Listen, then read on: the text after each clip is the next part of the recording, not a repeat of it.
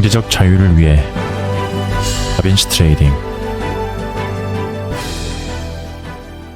비트는 이번 사이클 340K를 갈 거라고. 그래서 저는 이거를 이번 이제 25년부터 제 방송에서 슬로건을 좀 정하고 싶어요. 업이 3 가거든요. 이게 뭐냐면은 어차피 비트는 340K 간다. 이거를 진짜 여러분들이 세뇌가 될 때까지 저는 매 방송에서 강조를 드릴 겁니다. 농담이 하는 게 아니라 저는 솔직히 25년 중으로 갈 거라고 보긴 하는데 디테일한 것들은 좀 봐야 될 것 같아요. 딱 핵심만 말씀을 드릴게요. 제가 340K를 이제 설정한 이유는 두 가지예요. 일단은 기본적인 분석, 뭐 매크로적인 이슈가 있겠죠. 그리고 두 번째는 차트 분석, 기술적 분석이 되겠죠. 네, 요거를 나눠 설명 드릴 건데 사실 이제 기본적인 내용은 그 이효석 대표님이라고 계시거든요. 그분의 영상을 좀 많이 참고를 했고 그분의 영상에 감명을 받고 차트 분석도 접목을 해보니까 이런 기본적인 분석이랑 기술적 분석이랑 뭔가 딱 맞구나 라고 딱 결론 내려져가지고 340K라는 게 뭔가 허황된 꿈이 아니고 실제로 실현 가능한 수치라는 거를 말씀을 드릴 겁니다. 우리가 이제 흔히 비트코인을 디지털 금이라고 하잖아요. 그 이유는 사실상 뭐 희소성도 있고 보존성의 특징이 있는데 뭐 이거는 다들 아실 거라고 보고 이런 수치적인 걸로 얘기를 말씀드려보고자 해요. 오늘 금의 시총이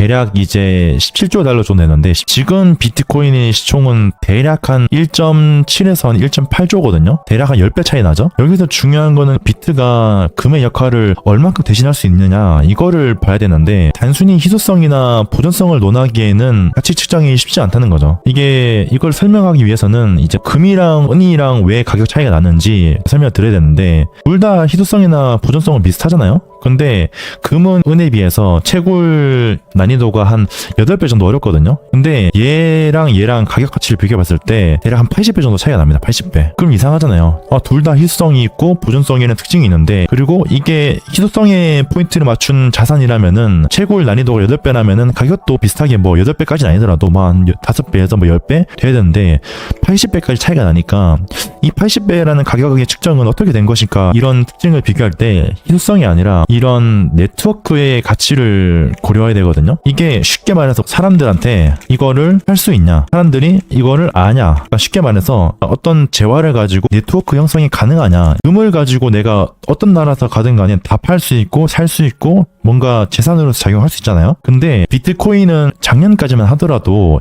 네트워크 형성이 불가능한 자산이었어요. 왜냐면은 일각에서는 그거 사기다라고 하고 비트코인 그거 다 팔아가지고 없어지면 사기 아니냐, 영혼 내는 거 아니냐 그런 식의 이제 인식이 많았는데 이런 네트워크 가치를 인정받을 수 있었던 기폭제가 ETF였거든요. 그래서 이번 상승 사이클도 사실 ETF를 기점으로 보시면은 하락장을 쭉 이어나가다가 여기까지 계속해서 하락장 분위기를 이어나가다가 이렇게 장대 양봉으로 피해리침을 딱 쏘아올린 시기가 트위터에서 ETF가 곧 승인될 거다라는 찌라시가 나왔기 때문에 나온 거고 근데 그게 찌라시가 아니라 유출이었다는 거죠. 그러니까 ETF라는 그런 호재를 가지고 나서 이런 식으로 쭉 올렸었고 막상 6월 이제 11일 날 ETF가 승인이 되면서 로컬 탑을 만들었지만 결국에는 다시 실제 ETF가 거래되기 시작하면서 거래량과 함께 이런 식으로 큰 사이클을 만들었다는 거죠. 이런 식으로 조정을 주긴 했지만 결국에는 100K라는 유의미한 자리까지 왔었죠. 자기가 봤을 때 비트코인이 이전에는 재산으로서 인정이 안 된다라는 게 있었다면은 이런 ETF라는 제도적인 장치를 도입을 하면서 네트워크 가치를 인정받았구나. 그랬을 때 금이 은에 비해서 가치가 80배 높은 것처럼 네트워크로서 인정받으니까 가치가 높아질 수 있겠다. 역할을 대신할 수 있겠다라고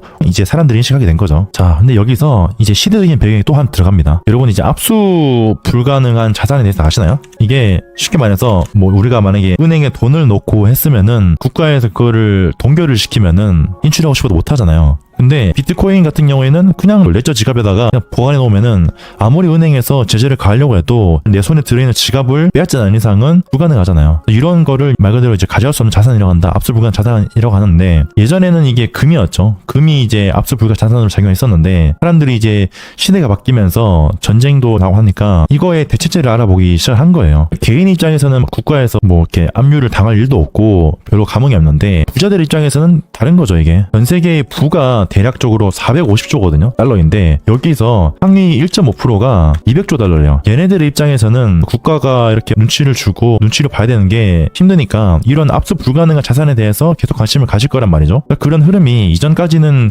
금이라는 것밖에 없었다가 비트코인이 생겨나고 아까 말씀드렸던 이제 ETF라는 걸 통해서 네트워크가 같이 형성됐으니까 이제 수요가 들어오는 거예요. 이런 것들이. 그래서 이런 것들이 비중이 늘어나고 뭐 예를 들어서 금이 예를 들어서 뭐 90%였는데 그리고 비트코인이 이제 10%였는데 비중이 시대가 지나면 지날수록 얘가 80%로 줄어들고 비트코인이 20% 늘어나고 이런 식의 뭔가 흐름이 계속 지속되면 지속될수록 이호수 대표님이 계산했을 때 비트코인의 가치가 대략 한 200K까지는 충분히 갈 수 있다라고 말씀했던 게 이런 기본적인 내용입니다. 결국에 그거예요. ETF를 통해서 많은 사람들이 뭔가의 하나의 자산으로서 인정하기 시작했고 그러니까 미국도 그렇고 뭐 다른 나라도 그렇고 전략적 자산으로 뭐 준비를 중이다. 그런 식으로 얘기가 나오고 있잖아요. 그런데 200K라는 숫자가 너무 두루뭉실하고 뜬금없잖아요. 뭔가 구체적으로 막 정해지는 게 아니라 그것도 뭐 가정을 해가지고 되는 건데 이러한 기본적인 상식을 가지고 차트 분석을 들어가 볼 필요가 있습니다. 결국에는 이런 전 세계적인 자금의 흐름이 비트코인을 살 수밖에 없고 비트코인의 수요가 늘어날 수밖에 없구나. 전 세계적으로 포모가 일어나는 시장이다라고 우리는 이미 이해를 했잖아요. 그럴 수밖에 없고 이미 이런 로컬 탑을 찍은 거를 우리가 쭉 보자면은 자 이런 고점이 나온 게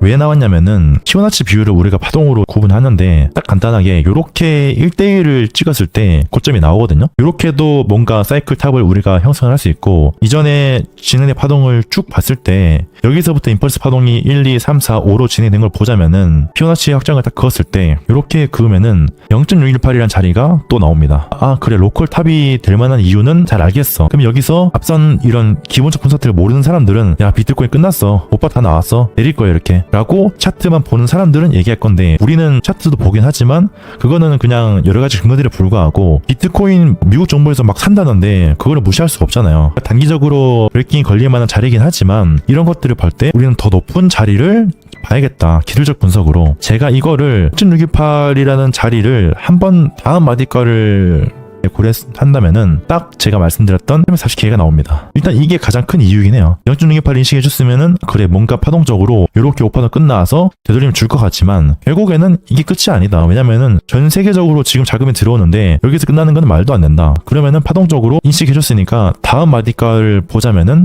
그게 딱 1대1 자리를 충족을 하는 340K라는 거죠. 그리고 이거를 봤을 때 또 하나가 있는데 어쨌거나 한 파동 종료된 건 알겠어. 그랬을 때 단기적으로 제가 하락을 봤으니까 되돌림을 줄 수는 있겠죠. 보통 이상적으로 되돌림을 주면은 382를 주니까 382가 대략 한 51K거든요. 정말로 제가 생각하는 7자라던가 6자라던가 이런 것들 다 깨보시고 50K를 보러 갔어. 그럼 사람들이 6자만 보더라도 시신 종료 얘기할 건데 그게 아닙니다. 정말 말 그대로 50K를 가더라도 340K를 논할 수 있는 이유는 이렇게 피보나치를 그어봤을 때 비슷한 자리인 320K가 나온다는 거예요. 그러니까 선형으로 제가 아까 말씀드렸던 74K를 보더라도 여기를 찍고 가더라도 결국에는 마디가를 봤을 때 이런 식으로 340K가 나온다. 그게 이렇게 선형으로도 마디가를 충족을 하고 로그로도 충족을 한 자리다. 이게 차트를 봤을 때는 이럴 수도 있고 저럴 수도 있다. 이런 식으로 해석할 수 있는데 앞서 말씀드렸던 전 세계적으로 자금이 들어오고 있고 그게 개인뿐만 아니라 전 세계 부호들이 비트코인을 뭔가 본인들의 자산의 퍼센테이지를 늘려가고 있다. 그걸 인식한다면은 단순히 여기가 로컬 탑이 될 수도 있긴 하지만 조정을 주더라도 다음 마디가인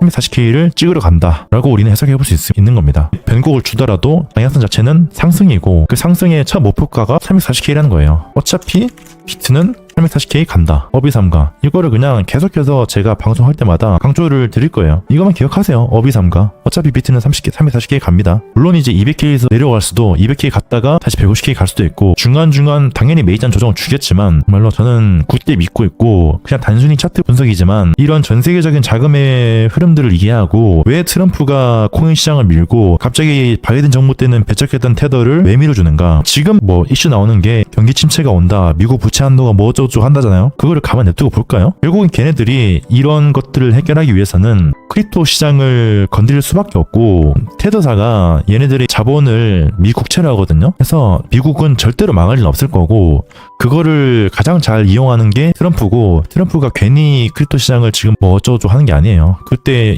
올해 있었던 그 비트코인 컨퍼런스에 나와가지고 비트코인은 전략 자산으로 운용을 한다 그런 식으로 했던 게 단순히 당선되려고 하는 게 아니라 정말로 그게 실현 가능하고 하는 거니까 헛소리 이해를 하는 거 아니라는 거죠. 제가 차트 분석을 한 유튜버지만 이런 기본적인 것들도 다 이해를 하려고 하고 있고, 여기 라인을 넘기고 나서부터 ETF가 실제로 들어왔구나, 차트 분석만으로는 해석 못하는 여러 가지 것들이 있구나 라는 거를 얻어가고 나서는 그때부터였던 것 같아요. 차트 분석 말고 이런 기본적인 분석을 좀 곁들이자 했을 때, 지금 시즌 종료 얘기하는 사람들은 이런 기본적인 전세계 자금의 흐름들을 놓치고 있는 것들이고, 그게 비트코인이 8자를 보든 7자를 보든 뭐 5자를 보든 간에 방향성은 정해져 있다. 다만 이제 그거를 멀리 돌아가서 가느냐 아니면은 다이렉트로 가느냐, 그 차이일 뿐이죠. 비트코인이 크게 상승할 수 있던 이유가 ETF라는 그런 트리거가 있었기 때문이라고 말씀드렸잖아요. 근데 이미 이더리움 ETF도 승인이 됐었고, 지금 일각에서는 비트코인이랑 이더리움이랑 결합된 상품을 나온다고 하거든요. 미국 주식 ETF 중에서도 단일 종목 말고 예를 들어서 AI 섹터 ETF 이런 게 있잖아요. 코인도 이제 뭔가 단일 종목, 뭐 비트코인 ETF, 이더리움 ETF, 솔라나 ETF 이런 것보다는 테마를 묶어가지고 ETF가 나올 확률이 크거든요.